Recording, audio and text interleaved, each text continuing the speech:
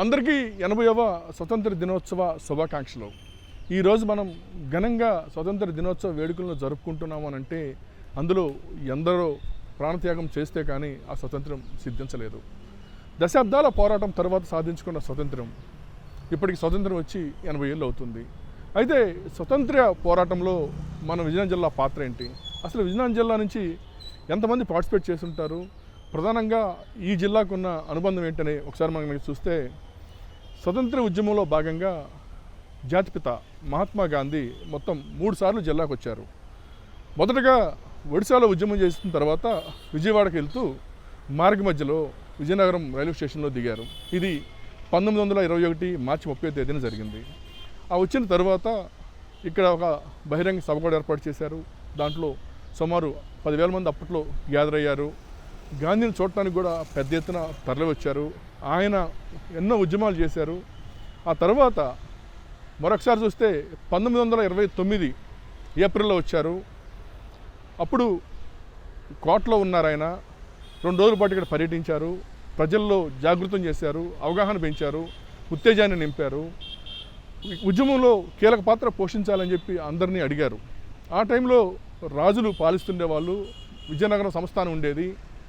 అలక్నారాయణ గజపతి గారు రాజుగా ఉన్నారు. ఆయన ఈ ప్రాంతాన్ని పాలిస్తుండేవారు. ఆయన్ని కలవడం జరిగింది.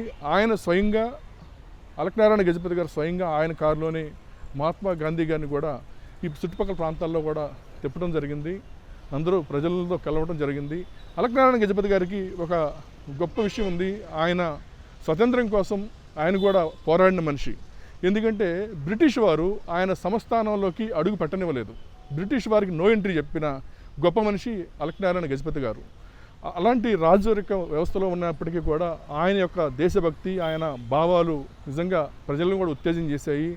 గాంధీ గారికి, మహాత్మా గాంధీ గారికి ఆ రోజుల్లోనే బంగారం కావచ్చు, డబ్బు కావచ్చు, ఇవన్నీ కూడా సుమారు ఆ రోజుల్లో 1929లో ఆ రోజుల్లోనే ₹1,00,000 విలువైన ధనాన్ని విరాళంగా ఇచ్చారు. మహారాజు గారే ఇచ్చారు. మా వంతు మాత్రం మేము పోషించాలని చెప్పి జిల్లావాసులు, స్థానికులు కూడా పెద్ద ఎత్తున విరాళాలు కూడా గాంధీ గారికి అప్పగించడం జరిగింది. ఆ తర్వాత మళ్ళీ 1934లో మరొకసారి వచ్చారు మహాత్మా గాంధీ గారు. అప్పట్లో కూడా కొన్ని ఇక్కడ ఉన్నటువంటి కాలనీల్లో, దళిత వార్డుల్లో ఆయన పర్యటించారు. అంటరానితనాన్ని పాలతోలాలి అని చెప్పి ఆయన గలమెత్తి స్థానికంగా కూడా పర్యటించారు. అందరితో మమేకమయ్యారు.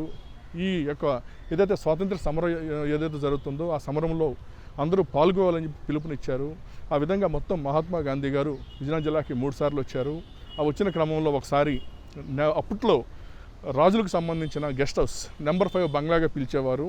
ఆ గెస్ట్ హౌస్లో ఆయన ఆ రాత్రికి బస చేశారు. అదే బంగ్లాలో, దాన్ని ఇప్పుడు అశోక్ బంగ్లా అంటున్నారు. ఆ అశోక్ బంగ్లా అంటే ప్రస్తుతానికి గోవా గవర్నర్గా ఉన్న అశోక్ గజపతి రాజు గారి నివాసం అది. ఆ నివాసంలోనే మహాత్మా గాంధీ గారు కూడా ఒకరోజు రాత్రి బస చేశారు. ఇప్పటికీ చారిత్రక ఆధారాలు ఉన్నాయి. ఆ యొక్క చిత్రపటం కూడా ఆ బంగ్లాలో ఇప్పటికీ కనిపిస్తుంటుంది. అదే బంగ్లా అశోక్ గజపతి రాజు గారిది.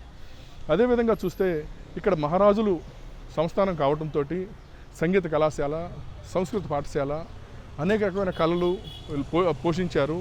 అనేక మంది సాహితీవేత్తలను ఆయన ప్రోత్సహించారు. అందులోనే ఒక మహాకవి గురజాడ అప్పారావు గారు కావచ్చు, లేకపోతే హరికథ పితామహుడు ఆదిపట్ల నారాయణ దాస్ కావచ్చు, ఇలాంటి వారు ఎందరో ఇక్కడ ఈ నేలపైన ఉన్నారు. ఈ విజయనగరం సంస్థానంలో వారు పనిచేశారు. వారు ప్రోత్సహించడం కూడా జరిగింది మహారాజు వారిని. ఏదైతే ఇక్కడ ఈ సంస్థానం కావడంతో ఇక్కడ ఉన్నటువంటి సాహితీవేత్తలు కావచ్చు, కవులు కావచ్చు, కళాకారులు కావచ్చు, బ్రిటిష్ వారిపైన అనేక రకమైన కవితలు, కథనాలు కూడా వాళ్ళు చేయడం జరిగింది. అప్పట్లో ఉన్న బ్రిటన్ మహారాణి పైన కూడా వీరు చాలా ఘాటైన పదాలతోటి కవితలు రాశారు. అదేవిధంగా వ్యాసాలు రాశారు. అప్పట్లో ఉన్నటువంటి బ్రిటిష్ రాజ్యానికి వ్యతిరేకంగా అనేక కథలతోటి ప్రజల్ని జాగృతం చేశారు. అదేవిధంగా వారిని అప్పట్లో ఈ గజపతి రాజులు కూడా ప్రోత్సహించారు. ఎందుకంటే బ్రిటిష్ వారికి మనం ఎటువంటి పరిస్థితులు బ్రిటిష్ వారికి తల వంగకూడదు, తల వంచకూడదు, ఖచ్చితంగా వారిపైన పోరాడాల్సిందేనని చెప్పి వారు కూడా ప్రోత్సహించారు. వారు కూడా ఉద్యమంలో పాల్గొన్నారు. అందుకే మహారాజులు పాలించిన ఈ సంస్థానం బ్రిటిష్ వారికి ఎదురొడ్డి పోరాటంలో కావచ్చు, ఇక్కడ ప్రజలను జాగృతం చేసి ముందుకు నడిపించడంలో కావచ్చు, లేకపోతే ఈరోజు స్వతంత్రం రావడంలో ఉత్తరాంధ్ర నుంచి కీలకంగా ఉన్న మన విజయనగరం జిల్లాలో కూడా స్వతంత్రం రావడానికి ఎంతో కీలక పాత్ర పోషించింది.